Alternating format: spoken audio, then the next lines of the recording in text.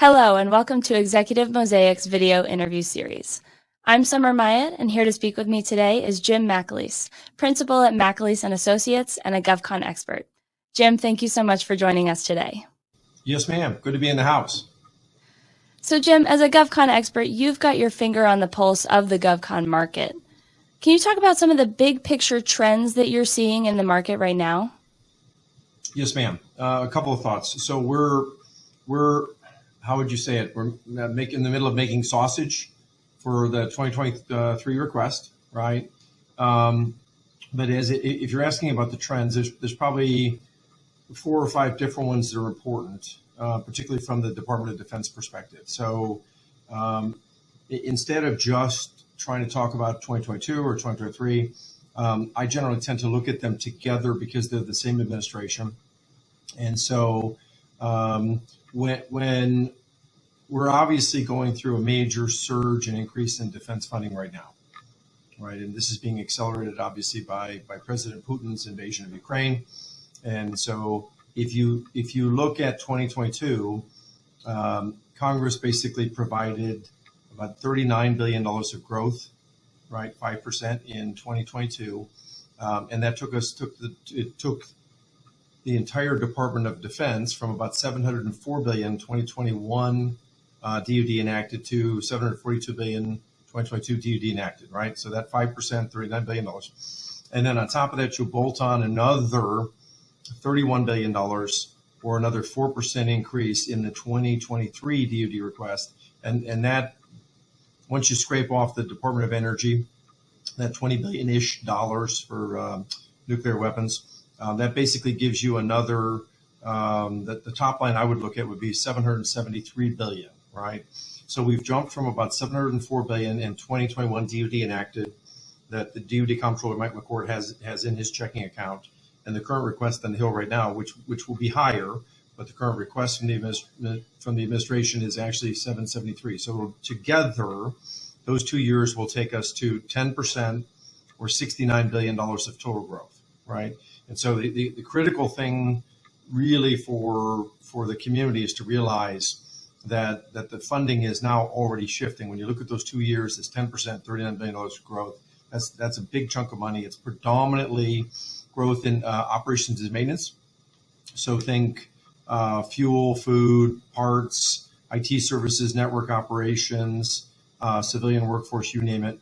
And then procurement's generally flat-ish at about 145 billion, right? And then there's an enormous spike also happening in the RDT&E, the research, development, testing, and evaluation, right? So it'll go from about 107 billion in 2021 actuals to 119 billion in 2022 enacted, provided by Congress, actually funded, to 130 billion in the 2023 request. And so the most important takeaway is there's an enormous surge of funding coming into the department in 2022, 2023, right? And that if you look at actually where that funding is going, it's immediately being shifted into the China fight. And so most people generally tend to think of a China fight as really a Navy fight, an Air Force fight, and a Space Force fight. And when you actually look at where the funding has gone from both 2022, 2023, this extra $69 billion, this extra 10% of growth, you actually find that that's actually true. It turns out to be slightly different. It turns out to be about 30 billion of that 69 billion, about 44% of all the growth actually went to the Department of the Air Force. When you actually look in the Department of the Air Force, it's about $234 billion. You have a $40 billion classified pass-through that is non-Air Force that goes to the intelligence. I'm simply speculating, but I'm presuming that's perhaps National Reconnaissance Office, NRO, something of that nature, but something outside. I don't know for sure, but it's something outside the Air Force.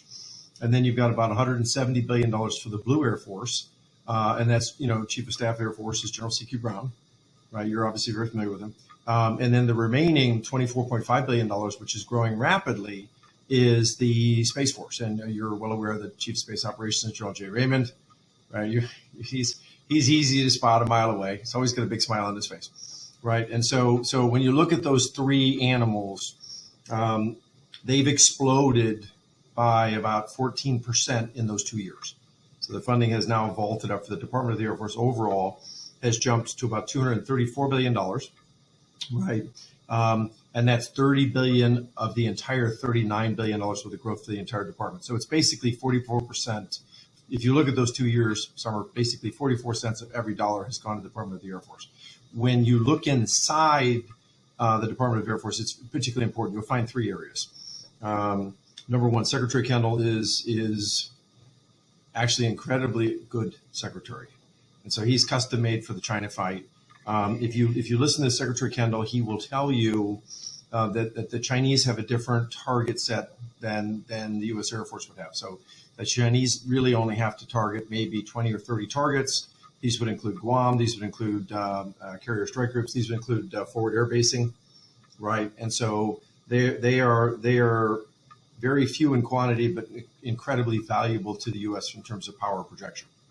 On the other hand, when you look at Secretary Kendall's 7 operational imperatives, right? In other words, get the space order battle correct so that the Chinese can't blind or destroy the ability of the U.S. to communicate, navigate, and fight.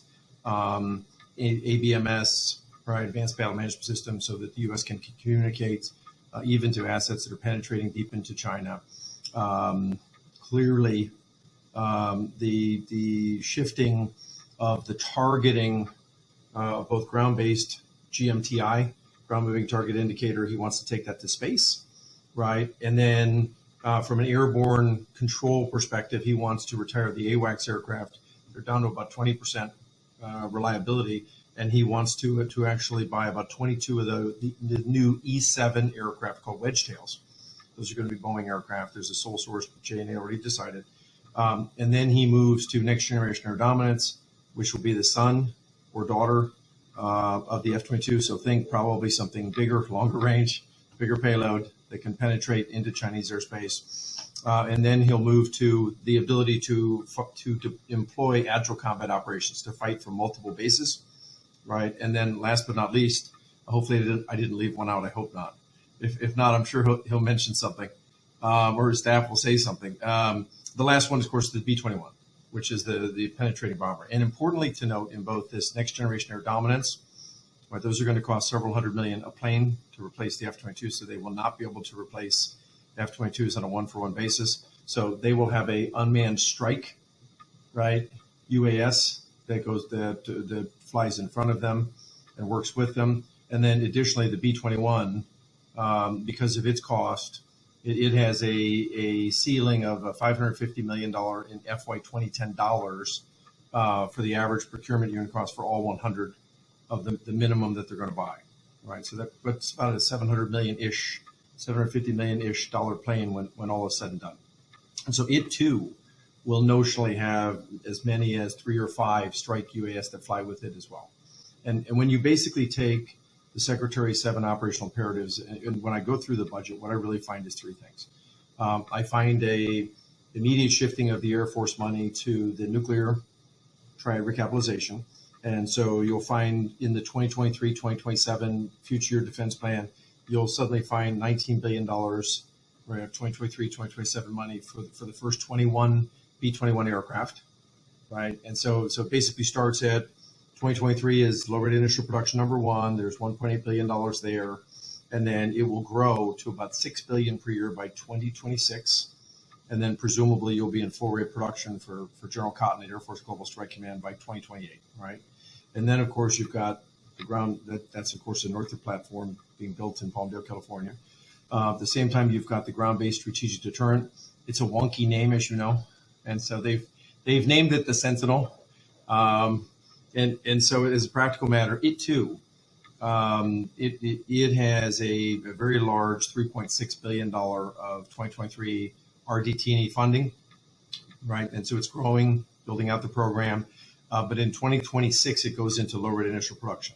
So Air Force Global Strike Command has to have the first 30 replacement missiles in the ground by 2029, because the Minuteman III is basically its readiness and reliability is deteriorating, right? And so all of a sudden in 2026, there's a $6 billion spike in procurement funding for GBSD. And so you can see when you look inside the Air Force budget that between the B-21 and the GBSD, and the long-range standoff weapon, which is what they will arm the B-52s with, right? And the nuclear command and control, that is a very, very significant investment. So step one is really get to know Air Force Global Strike Command well, get to know what drives them, get to understand their mission well, because that is critical.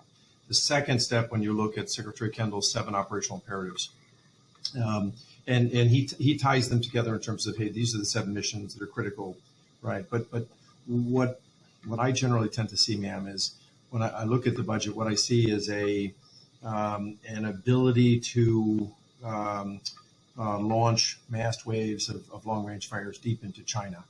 And so the Air Force would have to, when I look at the budget, the Air Force has to be prepared to prosecute somewhere in the ballpark of find, fix, and finish 1,250 intermediate range ballistic missiles, right, that the PLA rocket force has. That would include the DF-17 hypersonic missile.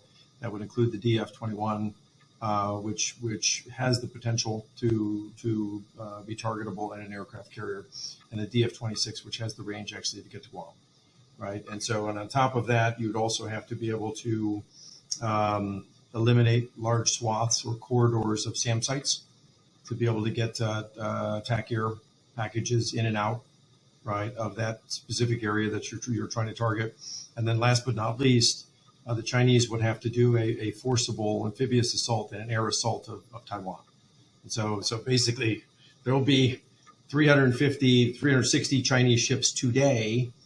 You know, most of them are smaller, most of them are multi-mission ships, but they're much less capable than a Navy DDG-51 destroyer, right? But their expectation is to grow that fleet to approximately 460 ships by about 2030.